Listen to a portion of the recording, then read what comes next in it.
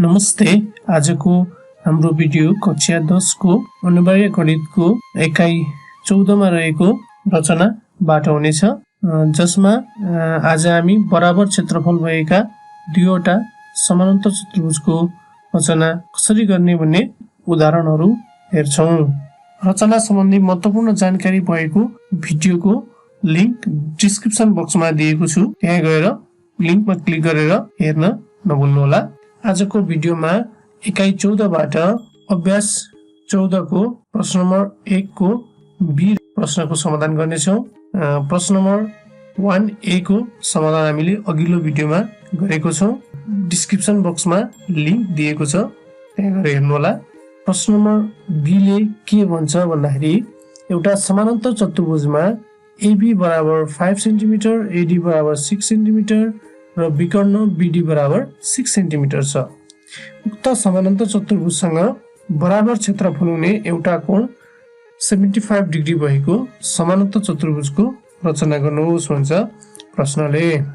प्रश्न राम्रोसँग बुझिसकेपछि अब हामी एउटा नमुना चित्र बनाउन जाँदैछौँ। त्यसको लागि हामीले एउटा सचक बनायौं। सचकमा आधार भुजालाई हामी AD नाम राखौं। यहाँ तपाईहरुले AD को ठाउँमा AB लाई आधार भुजा बनाउँदा पनि हुन्छ। हामीले चाहिँ AD भुजालाई चाहिँ आधार भुजा बनायौं। त्यसै गरी हामीलाई अर्को AB भुजा दिएकोले यो भुजालाई हामीले AB भुजा मान्यौं। त्यसै गरी अर्को भुजालाई हामीले BC मानौं। अब हामीलाई अर्को नाप दिएको छ विकर्ण BD बराबर 6 सेन्टिमिटर। B र D जोडौं, जुन चाहिँ सचकको विकर्ण हो, जसको नाप हामीलाई कति दिएको छ 6 सेन्टिमिटर दिएको छ। यसरी एउटा सचक ABCD को के हो निर्माण भयो। अब यिनीहरुको नाप पनि हामीले यहाँ लेखौं। AD भुजा 6 सेन्टिमिटर दिएको छ, विकर्ण BD पनि 6 सेन्टिमिटर दिएको छ, AB भुजा 5 सेन्टिमिटर दिएको छ। अब हामीले यो सचक ABCD सँग बराबर क्षेत्रफल हुने एउटा कोण 75 डिग्री भएको सचकको रचना गर्नुपर्ने हुन्छ। हामीले पढेको साध्य अनुसार एउटै आधार र उही समान्तराल रेखा बीच रहेको सचकको क्षेत्रफल बराबर हुन्छ। त्यही भएर हामीले AD लाई आधार मानेर बिन्दु A बाट 75 डिग्री को कोण खिच्नुपर्ने हुन्छ। यसरी अब भुजाहरू जोडेर अर्को सचक पनि हामीले बनायौं, जसको नाम ADF भयो। यसलाई नमुना चित्र भनेर हामीले लेखौं। यो नमुना चित्रको आधारमा अब हामी यसको वास्तविक रचना गर्न जाँदैछौं। त्यसको लागि तपाईहरु स्केल, कम्पास र पेन्सिल लिएर तयारी अवस्थामा रहनुहोला। म यहाँ स्टेप बाइ स्टेप गर्छु, तपाईहरु पनि म सँगसँगै गर्दै जानुहोला, तपाईहरुलाई सजिलो हुनेछ। स्केल लिनुहोस् र अन्दाजी एउटा लामो रेखा पेन्सिलले तान्नुहोस्। यो नाप्नु पर्दैन, अन्दाजी हामीले एउटा लामो रेखा तान्दा हुन्छ। अब हामी AD भुजा पत्ता लगाउन गइरहेका छौं। A र D पोइन्ट पत्ता लगाउँछौं। त्यसको लागि हामीलाई AD कति दिएको छ 6 सेन्टिमिटर दिएको छ। उक्त 6 सेन्टिमिटर को लागि हामीले कम्पासको र स्केलको प्रयोग गरेर कम्पासको टुप्पोलाई 0 मा र पेन्सिलको टुप्पोलाई 6 मा राखेर हामीले 6 सेन्टिमिटर को चाप नापौं कम्पासमा। त्यसपछि अघि हामीले तानेको लामो रेखामा 6 सेन्टिमिटर को चाप काटौं। एउटा पोइन्ट A र अर्को पोइन्ट के हुन्छ D हुन्छ। नमुना चित्रमा हेरौं। आधार भुजालाई हामीले के भनेछौं AD भनेछौं। त्यही भएर यो दुईटा पोइन्टलाई हामी A र D नाम राख्छौं। सुरुको पोइन्टलाई हामी A र अर्को पोइन्टलाई हामी D नाम राखौं। यसरी हामीले AD भुजा पत्ता लगायौं अथवा A र D भन्ने पोइन्ट पत्ता लगायौं। अब हामी बिन्दु B पत्ता लगाउन गइरहेका छौं।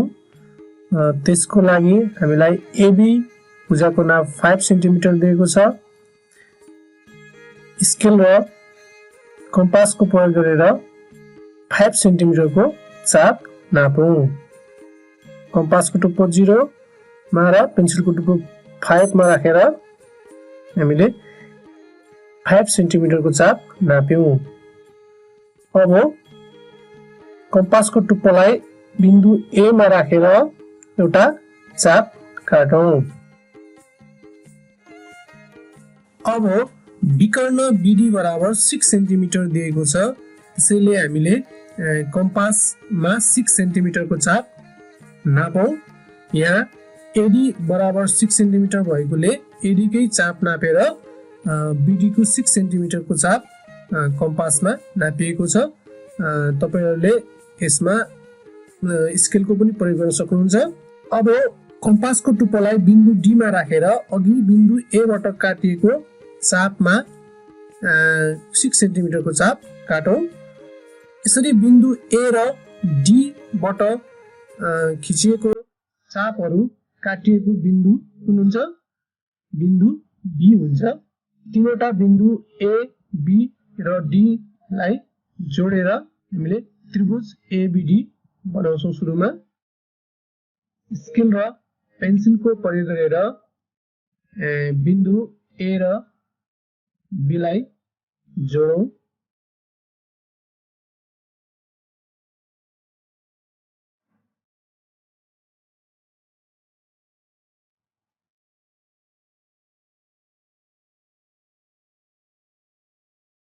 त्यसरी नै बिन्दु B र D लाई पनि जोडौं।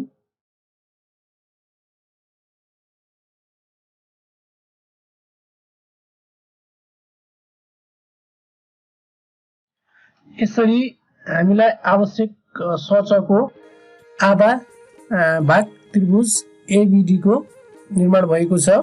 अब हामी बिन्दु C पत्ता लगाउन गइरहेको छौं। नमुना चित्रमा हेरौं। बिन्दु C पत्ता लगाउन गइरहेका छौं। त्यसको लागि सचको सम्मुख भुजाहरू बराबर हुन्छ भन्ने तथ्यको आधारमा AD भुजाको नाप जति हुन्छ BC भुजाको नाप पनि त्यति नै हुने भएकोले हामीले AD भुजाको चाप नाप्छौं र कम्पासको टुप्पोलाई बिन्दु B मा राखेर एउटा चाप काट्छौं। त्यसरी नै AB भुजा बराबर DC भुजा हुने भएकोले AB भुजाको चाप नापेर AB भुजा बराबरको चाप बिन्दु D मा कम्पासको टुप्पो राखेर हामी एउटा चाप काटौं। बिन्दु B बाट खिचिएको चाप र बिन्दु D बाट खिचिएको चाप काटिएको बिन्दु कुन हुन्छ? बिन्दु C। अब बिन्दु B र C लाई जोडौं। स्केल र पेन्सिलको प्रयोग गरेर बिन्दु C र B लाई जोडौं।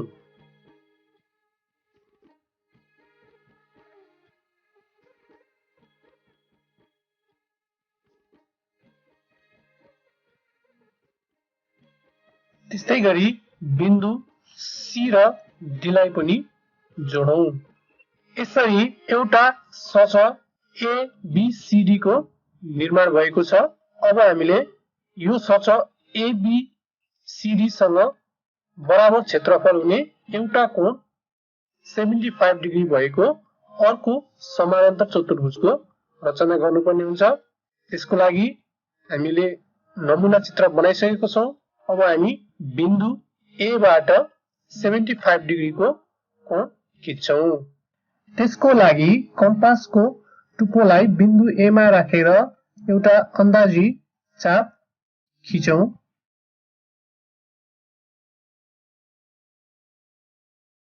हामीले 75 डिग्री को कोण खिच्नलाई 90 डिग्री र 60 डिग्री को बीचमा खिच्छौं। त्यही भएर अब कम्पासको टुप्पोलाई देखाएको बिन्दुमा राख्नुहोस् र एउटा चाप काट्नुहोस्। यसरी काटिएको चापमा 60 डिग्री को कोण बनेको हुन्छ, 60 डिग्री कोण बन्छ। अब कम्पासको टुप्पोलाई अघि काटिएको चापमा राख्नुहोस् र फेरि अर्को चाप काट्नुहोस्। यसरी काटिएको चापमा 120 डिग्रीको कोण बनेको हुन्छ।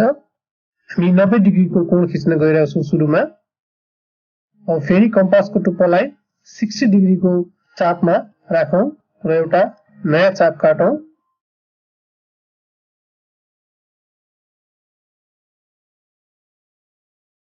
त्यसैगरी कम्पासको टुप्पोलाई 120 डिग्रीको चापमा राखेर 60 डिग्रीबाट खिचिएको चापतिर अर्को चाप काटौं। यसरी दुईटा चाप काटेको ठाउँमा 90 डिग्रीको कोण बनेको हुन्छ। 90 डिग्रीको कोणको चिन्ह लगाऊ।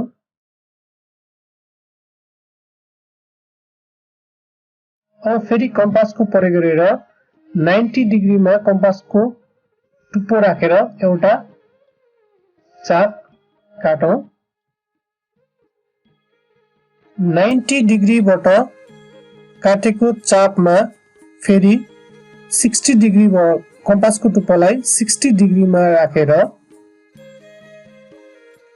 अर्को चाप काटौं।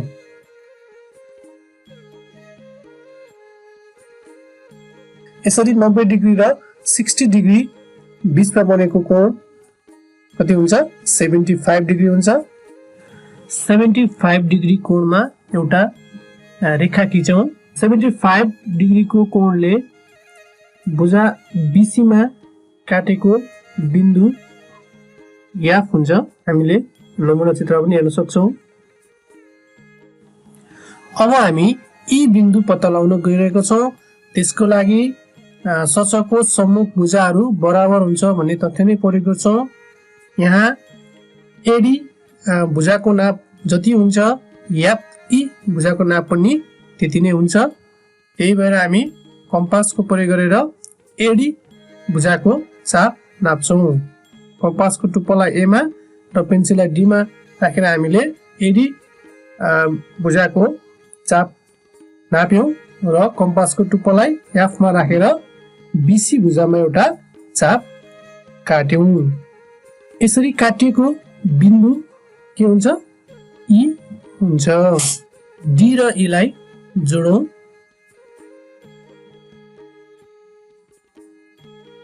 यसरी हामीलाई आवश्यक पर्ने समानान्तर चतुर्भुज एडीईएफ को पनि निर्माण भएको छ।